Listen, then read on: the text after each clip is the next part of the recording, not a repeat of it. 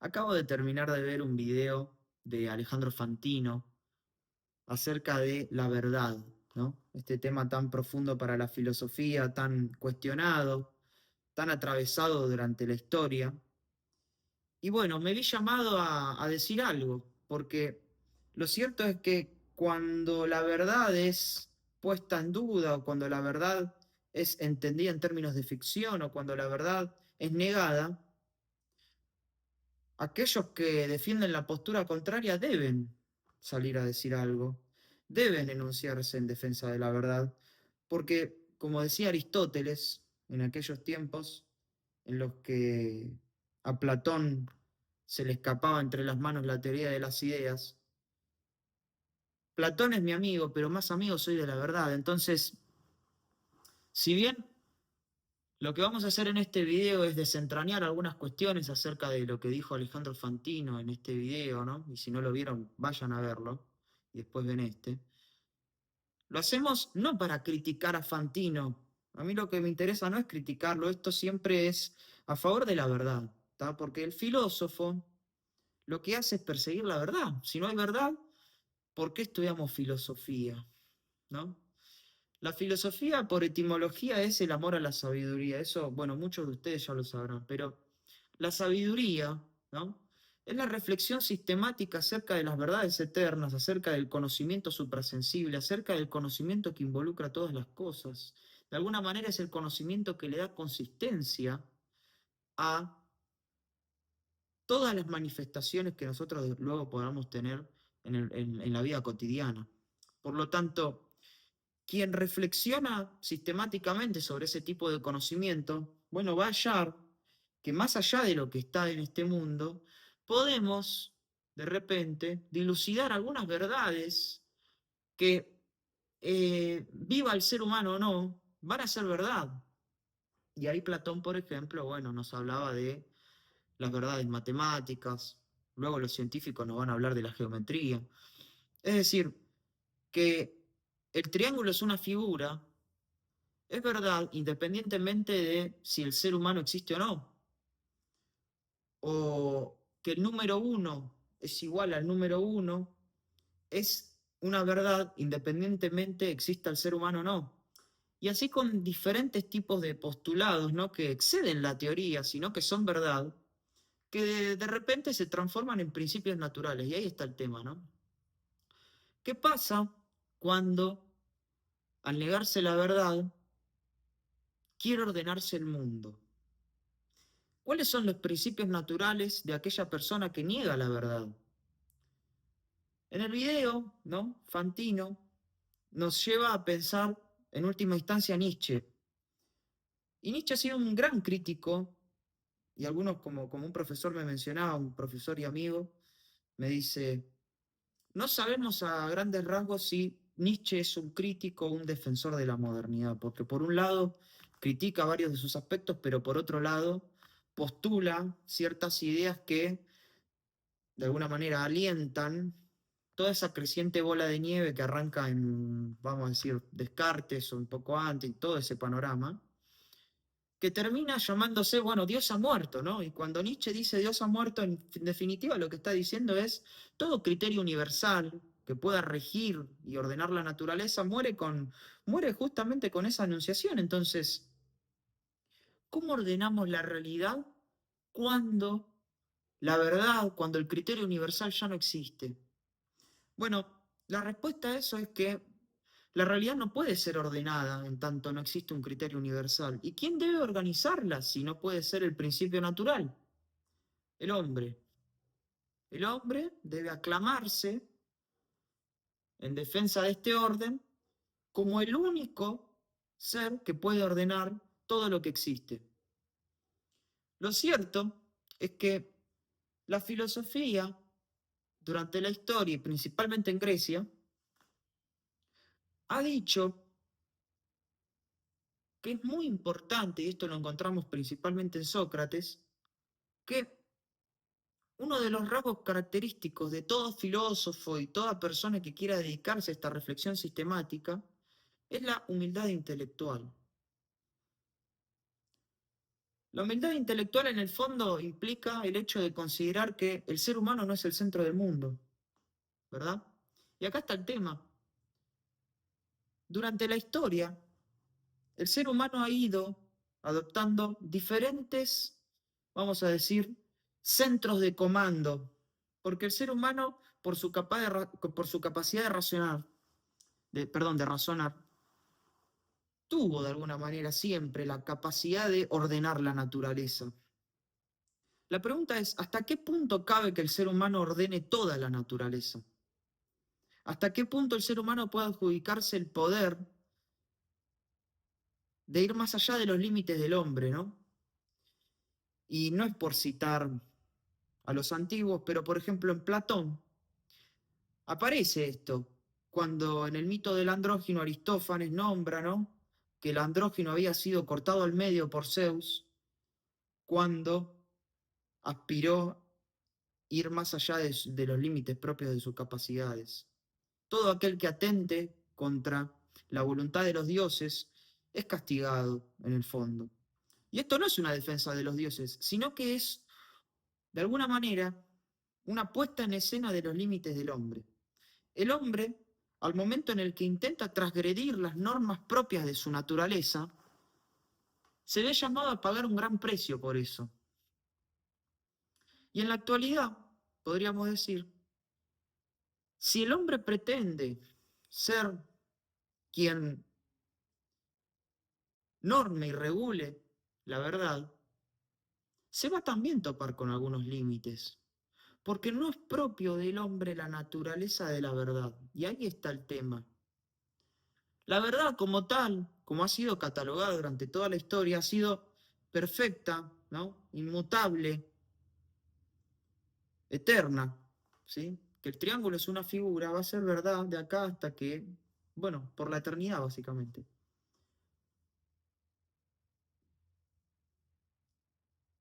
Y que en el fondo este tipo de verdades sean deterioradas es símbolo de que el ser humano se está encontrando con una posición que no le es propia. Cuando el ser humano pretende ordenar todo, se encuentra con un límite que es el de la voluntad divina. Y esto no es una defensa de que si Dios existe o no. Es una defensa de si en verdad al ser humano le corresponde ser Dios o no. Porque cuando no existe un orden provisto de la naturaleza, como decíamos, ¿corresponde al hombre ponerle orden a las cosas? O simplemente, a lo mejor, lo que hay que hacer, como decía Heidegger, es volvernos a preguntar y preguntarnos correctamente acerca del ser de las cosas. A lo mejor el ser no ha sido interpelado como corresponde durante la historia y nuevamente hay que preguntarse acerca de cuál es su naturaleza y cuáles son sus consecuencias. Lo que ocurre es que los griegos han entendido a la verdad como la aletheia, como aquello que está oculto, como aquello que el intelecto puede penetrar, ¿sí?, más allá de lo sensible y puede develar. De alguna manera la verdad para los griegos está al alcance del intelecto, pero no en su totalidad, y este es el tema. La pregunta es, ¿por qué hoy en la actualidad vivimos en tiempos en donde creemos que la naturaleza del hombre puede comprenderlo todo? Siento que desde lo filosófico, las ideas, por ejemplo, de Nietzsche, de Kant, de Hegel, de Schopenhauer, han colaborado mucho en esta línea y junto con ello han corrompido gran parte de la cultura porque estas ideas se han cultivado durante la historia y han lentamente erosionado el horizonte de comprensión del hombre, haciéndole creer que el hombre está al alcance de todo, cuando en verdad hay muchas cosas, muchísimas cosas, que no le son propias. Y como decía en el fondo Nicolás de Cusa, a lo mejor lo que nos corresponde es hacernos doctos en todo lo que ignoramos. eh, hacernos doctos en lo que tenemos a nuestro alcance para poder al menos conocer todo lo que no es lo perfecto. Quizás eso es lo que sea propio del hombre, conocer únicamente lo que tengamos al alcance. De ahí a postular y concluir que todo lo que tenemos a nuestro alcance es todo lo que existe, bueno, hay una diferencia. Y hoy particularmente vivimos esos tiempos en donde la manera de fundamentar teóricamente estas problemáticas es asumiendo que la verdad no existe simplemente porque es un hecho incomprensible para el hombre su totalidad. Y este es un gran problema, porque al momento en el que la verdad no existe, no existe la comunión, no existe la capacidad de organizar sanamente una civilización, no existen los valores, no existe la capacidad de ponernos de acuerdo, no existe la capacidad de argumentar, no existe la capacidad de poner de manifiesto ningún tipo de criterio que pueda unir a la civilización y a la humanidad. Entonces, en el fondo, esta premisa de la verdad es una ficción, no deja de ser otra enunciación de la mentira, principalmente, porque si hay un rasgo que define a la verdad, es que la verdad se impone. Nosotros no podríamos vivir seguros en el mundo sin una verdad que se imponga. Que la lámpara que tengo ahí me está alumbrando la cara en este momento es verdad. Y yo por más que intente argumentar, como decía, como hacían los sofistas o como en algún caso todo aquel que se encargue de escribir un tratado acerca de la nada, por ejemplo Sartre, ¿no? El ser y la nada. Bueno, ¿cuántas páginas podés escribir de la nada? Una vez un profesor me dijo, intentá escribir una metafísica de la nada sin usar la palabra es. El ser de las cosas es algo que se impone. ¿Cómo nosotros vamos a poder defender que en el fondo no existe una verdad cuando todo lo que se nos muestra es manifiesto de que algo es? Y si algo es porque es verdad, porque el ser es verdad. Es una de las principales argumentaciones acerca de la contemplación del mundo.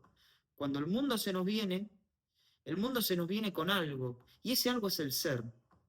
Y ese ser no lo ponemos nosotros, aunque existen algunas teorías que dentro de esta corriente que podría llamarse realismo defienden que el ser lo ponemos nosotros, pero que no es creado por nosotros, porque ahí está el problema. Nosotros creamos el ser de las cosas, nosotros creamos la verdad, nosotros decimos qué es verdadero y qué es falso. Porque en el caso que nosotros podamos decir acerca de todo si es verdadero o falso, tendríamos la potestad de decidir cualquier cosa. Y si bien el ser humano tiene, gracias a la razón, la capacidad de poder, en el fondo, decidir, además gracias a su voluntad, qué es lo bueno y lo malo, o cómo actuar, bueno, lo cierto es que no puede construirlo todo. Y ahí está el tema, ¿no? Y por eso yo lo mencionaba a Kant. Y por eso Fantino también habla de Kant. Porque Kant ha sido quien invirtió la ecuación del conocimiento. Para los griegos, los medievales, la verdad es propia, externa al hombre, es externa al hombre, ¿sí? Es propia de las cosas.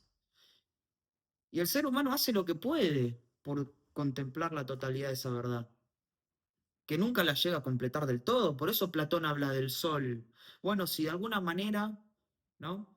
Quiero conocer la verdad, o si quiero hablar de la verdad o de la idea de bien, en realidad él dice, bueno, vamos a compararla con el sol, porque el sol es lo que más se le parece y es aquello de lo cual yo puedo nombrar y porque lo veo.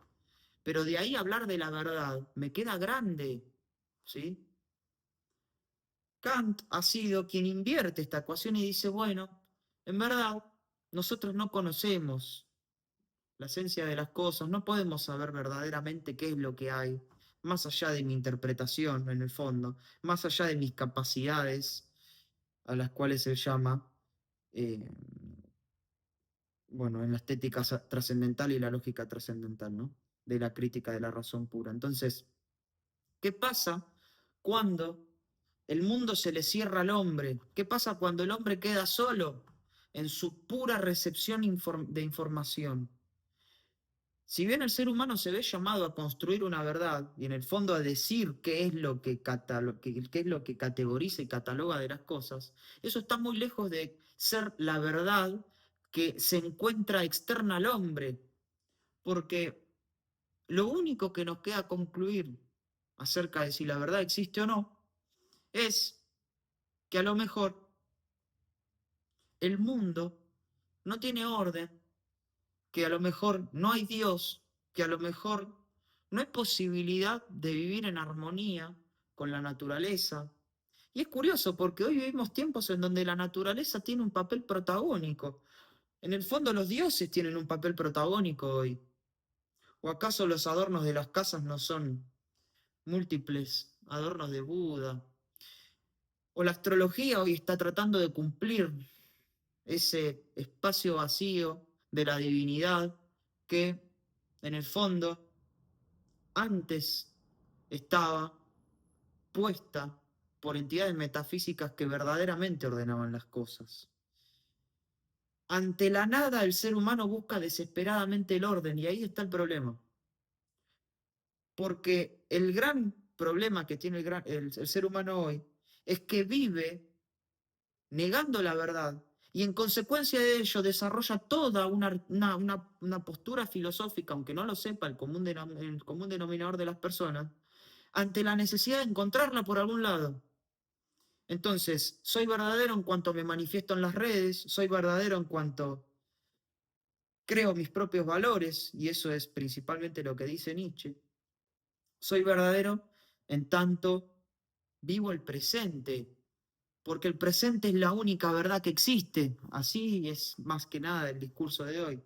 Ahora, ¿hasta cuándo va a durar esta postura que niega el orden del cosmos, el orden del todo, que no necesariamente implica pensar en Dios, sino que necesariamente implica pensar que el ser humano no es el centro del mundo y que a lo mejor el ser humano tuvo la virtud, vaya uno a saber por qué, de poder pensar en estas cosas? Y el hecho de reducir esta discusión como conclusión histórica a que la verdad es simplemente un hecho del hombre es no haber entendido nada. Y esta es la conclusión que hoy vivimos, ¿no? La conclusión de no entender nada. Y cuando nadie entiende nada, cada uno hace lo que quiere. Y ahí está el problema. Cuando uno no entiende nada, cada uno hace lo que quiere. Y hoy vivimos en tiempos donde cada uno hace lo que quiere y nadie tiene que justificar nada. ¿Por qué? Porque no hay un parámetro alguno para justificar algo. Porque no hay verdad. Entonces, si para mí es correcto, y perdón por el ejemplo que voy a dar, no quiero ser alevoso, pero comportarme indebidamente en la calle, si eso para mí es la verdad, no hay posibilidad alguna de que otra persona me venga a decir que yo estoy actuando de una manera incorrecta. Y ahí está el problema. Porque, ¿cómo justificamos el comportamiento de las personas cuando nada es verdadero? Cuando cada uno debe pronunciarse a favor de su verdad. Cuando la verdad la crea uno. Ahí está el tema. Yo creo que este es un tema para pensar, es un tema muy profundo, que lógicamente podría seguir profundizando en muchos aspectos, podría agarrar esa biblioteca y empezar a leer, pero creo que esto es más simple, y retomando un poco lo que me decía mi profesor al principio, la verdad, o no sé si lo dije ahora o no lo dije, pero una vez una profesora me dijo, ¿no? Creo que lo dije al principio del video, la verdad no es un tema complejo, la verdad es simple, el ser humano es el que la hace complejo porque se le escapa, ¿no? Y nuestra razón, nuestro intelecto principalmente, ¿no? Es el que de alguna manera tiende hacia las cosas, tiende hacia la verdad y se encarga constantemente, ¿no? De intentar develar algún aspecto profundo de todo lo que contempla. Y creo que ahí está el fruto de la filosofía, de poder penetrar en las cosas y entender que detrás de todas las cosas hay algo que nos une. Y ese algo que nos une en el fondo es un parámetro verdadero. Y de mínimas tiene que existir uno para que todo esto que nosotros vivimos tenga sentido. Porque un mundo sin verdad es un mundo sin sentido. Y ahí está el problema. Bueno, creo que no me ha quedado más nada por decir, aunque como les digo, podría seguir profundizando sobre estas cosas. Pero mínimamente como dice Fantino en el video y en esto comparto, estos son temas para pensar, ¿eh? Que a lo mejor estos 20 minutos que hemos tardado en hablar de esto no signifiquen nada, o signifiquen todo. Bueno, nos vemos.